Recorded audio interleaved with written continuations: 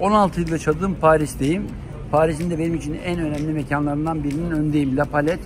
Burası benim dünyaca ünlü, evrensel sanatçılarımızla buluştuğumuz çok güzel bir mekan. Önce içeri girelim, birazdan konuşmaya başlıyorum.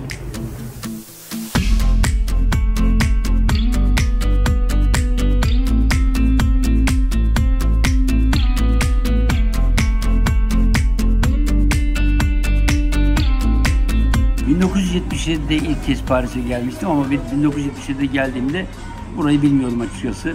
Rahmetli arkadaşım Savaş Ay'la, Zeki Sezer'le beraber bir Avrupa yolculuğunun son durağıydı. Buraya geldim, ardından Sipa Presi'de çalışmaya başladım. 1978, 79, 80 ve 80'de meşhur o 12 Eylül darbesinden itibaren yaşamaya başladım. Çünkü yapmış olduğum çalışmalar artık beni evrensel platforma taşımıştı. Rahmetli Gökçe Sipahioğlu'nun Sipa Presi Ajansı vasıtasıyla. Tabii Paris'e geldiğimde o 77'lerde, 78'lerde çok önemli insanlarımızla tanıştım. Abidin Dino bunların başındaydı. Abidin Dino'nun tarihini, öyküsünü birazdan göstereceğim belgeselde kendisi anlatacak. Çünkü o dönemlerde gariptir, 1985'te almış olduğum bir video kamerayla bana Abidin Bey hayatını anlattı. Sonra biz bu filmi Canan Gerede'nin desteğiyle, Osman Kavala'nın desteğiyle bir belgesele dönüştürdük. Ama ardından o filmlerden ben Merhaba Abidin diye bir belgesel yaptım. Şimdi o belgeselden bazı bölümlerle Abidin Bey kendisini anlatacak. Peki bu kahvede başka neler vardı? Onları da birazdan göreceğiz. Adana bir kere müthiş bir sıcak. Adana o sıralarda zehirli sıtma, trahom. Hepsi var. Kalktı bu deli kız, bu önümdeki deli kız. Yani olacak iş mi? Üniversiteyi bırak. Ondan sonra babası da hiç memnun değildi. Vaka annesi beni seviyordu. Annem çok o korudu bizi. Annem çok yardım etti. Her şeyi bırak gel Adana'ya. Evlenmeye hesapça. Ama niçin evleniyor? Çünkü başka çaresi yok. Beraber olmanın tek çaresi evlenmek. Ben de evet, sürgünüm. Adana'da evli olmadan da yaşanmazdı yani. Zaten evli olduğumuz halde ev taşlandı bu sefer şeyiz diye. Az kalsın öldürülüyordu. Evet yani. Neyse. O kadar çok yer değiştirdik ki İstanbul'da çok güzel bir yerde oturduk. Bebek'te, Bebek sırtlarında. Çok güzeldi. Sonra Kabataş'ta bir ev aldık. Harika bir ev. İskelenin, şimdiki iskelenin, Kabataş iskelesinin karşısında, yukarıda biraz tepede. Evet, set üstünde bir evdi. Çok güzeldi. Karşıda Üsküdar ve Kabataş iskelesi, vapurlar, liman, adalar, boğaz, her şey. Atölyemi bir süsledim ki neler yoktu. Mesela bir Osmanlı çeşmesi bile bulup Taraçı'ya takmıştım. Sonra tavanlarda kapalı çarşıdan bulduğum bir sürü eşya falan. Yıkıcılardan bulmuştuk bir takım şeyler. Güzi'nin odasında ayrı güzel eşyalar, Güzi'nin annesinin odası ayrı güzel filan. Artık özene bezene filan evet. Uğraştık, durduk. Kapı fakat tokmaklarını bile seçmiştik, hatırlıyor musun? Maalesef fazla oturamadık bu evde de. Evet. Çünkü baskınlar başladı, aramalar başladı, tatsızlıklar başladı. Orasını da terk etmek zorunda kaldım. Gün birinde çektim, gittim bir sürü hikayeden sonra. Çok çapraşık olduğu için anlatmıyorum, değmez. Evet, Abidin Bey Türkiye'yi anlattı size. Türkiye'de yaşadığı dönemleri anlattı. Nasıl Abidin Bey? Biraz yanıyor ama iyi kafa ütülüyorsun sen. Bravo. Müthiş. Ama bir de ben seninkini ütüleyeyim. Bak gör. Ver. Yat aşağı. Yarata. Nasıl? Bu kadar güzel kafa ütüleyen görmedim abi. Ama biz böyleyiz canım. Biz işimizi biliriz. Çok iyi geldi. Çok iyi geldi. Baş ağrısında birebir. Bundan başka neleri vardı Abidin Bey'in? Chagall, Picasso, Aragon, bütün bunlar onun dostuydu. John Berger, geçtiğimiz yıllarda kaybettiğimiz dünyanın en önemli Görme Biçimi diye kitabını yazan bir felsefeci, bir tanımcı, böyle insan. Bu insanları ben Abidin Bey'in sayesinde tanıdım. Ve gariptir, Abidin Dino geçtiğimiz günlerde dünyaca ünlü Google bölümünde de böyle yansıtıldı. Abidin Dino'nun hayatında Türkiye dönemini anlattık. Ustam Abidin Dino'nun Nazım Hikmet'le olan bölümü çok ilginç. Nazım'ın meşhur bir şiirinde mutluluğun resmini yapabilir misin Abidin diye sorduğunu biliyoruz. Herkes biliyor. Ona ilişkin fotoğraflar şu anda geçerken Abidin Bey'in başka bir özelliği vardı. Tarihe tanıklık etmek. Üstelik bir fotoğrafçı gibi çizerek.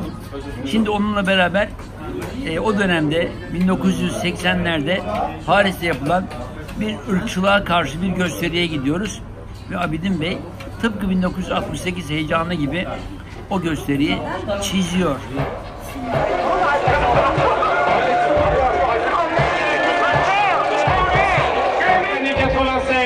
Je crois que cela n'aurait pas eu dans ce combat. Quand il savait s'ouvrir, et quand il savait qu'il visait à exclure certains d'entre nous.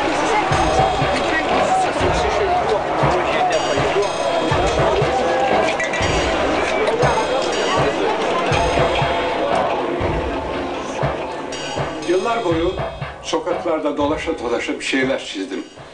Nerede bir olay, ben de orada. 68 olaylarında, çok daha sonra bugüne kadar, hatta bugün bile rasizme karşı bir gösteride sokağa çıkıp çizdim. Bu sanatçının doğrudan doğruya olaylarla bir ilişki kurması çok zor bir şey. Genel olarak da çok başarılı değil. Ama benim için mühim olan şey bir nevi tanıklık. Resim iyi mi fena mı ikinci derecede geliyor benim için. Mühim olan şey derhal olayla temas edebilmek. Her yaratıcı erkeğin arkasında bir kadın var. Üstelik bu kadın çok değerli. Güzin Dino, Abidin Bey'in yoldaşı. Yani hayatlarında geçen ortak 50 yılı aşkın bir süre var. Düşünebiliyor musunuz? Güzin Hanım'la o dostane ilişkisi, o arkadaşlığı, o aşkı nasıldı? Bir de onların görüntülerini görelim. Evlenmemiz dehşet oldu Adana'da. Bir kere 2 şahidimiz vardı değil mi? Evet. Bir tanesi Coşkun Güven. Evet. Bir tanesi de Naci Kum. Naci Kum hem müze müdürü hem de Kızılbaş dedesi. Evet, o benim şahidim. Senin şahidin o. Benim şahidimse Nevzat Güven, Nasrettin Hoca hikayelerini bu kadar güzel anlatan yeryüzüne hiç kimse gelmedi. Müthiş bir insan. Zaten Türk Sözü Gazetesi'nin sahiplerinden bir tanesi Nevzat, bir de tabii Coşkun. Hayır, bir de o günü hatırlıyorum. 44 derece gölgede ben çorap giydim, belediyeye gidiyoruz diye. Ve sen de kravat takmışsın. Yani olacak şey, tasavvur ediyor musun 44 derecedeki halimizi? Hatta fotoğraf var. Oradan çıktık, fotoğrafımızı çektirdik. Tamam. Sokak fotoğrafçısında. Ve 20 tane bastırıp işte evlenme tebliği olarak neyse dağıttık aileye. Dağıttık, gönderdik onları. Ablam da zerde yapmış, haberin var mı? Tabii. Ablam böyle şeyleri kaçırmaz. Sonra bir ziyafet verdim sana. Nerede? Nehir kenarında mıydı? Açık Seyhan boyunda bir lokantada. Taşköprü'ye yakın değil mi? Evet, Taşköprü'ye yakın. Ondan sonra o gece annem bana bir atlas yorgan vermişti. Niye vermişti o? Atlas yorgansız evlenme olmaz. La Palette çok önemli bir kahve. Şaka değil. 1902'de kurulmuş bu kahve. Duvarındaki resimler değişti. Az önce gördüğünüz eski resimler, 1980'lerde çektiğim görüntüler. Ama bu kahvede kimler geldi, kimler geçti. Yani dedim ya, Fransız tarihini biçimlendiren, Fransa'da demokrasi hareketinin en önemli isimleri Picasso'su, Chagall'ı, hatta o dönemlerde mutlaka Lenin buraya uğramıştır diyorum. Çünkü Paris'te onun gittiği yerlerde de isim var. Tıpkı Mustafa Kemal'in Paris'inde olduğu gibi. Mustafa Kemal'in de gençlik döneminde Paris'i geçtiğini biliyoruz. Tabii ki onlardan önce de Jön Türkler. Jön Türklerin kim olduklarını burada anlatmayayım. Ama dünya devrim hareketlerinde, sanat devrimlerinde en önemli mekanlardan biri şu anda kahvemi içtiğim La Palette. 1902'den beri La Palette var. Servislerini devam ettiriyor. Menüsü aynı. İnanır mısınız, fiyatları da çok pahalı değil. Tavsiye ederim. Çünkü bu tür nostaljik yerler hepimiz için, insanlık için önemli. Genç Türk sanatçıları mutlaka geliyorlardır.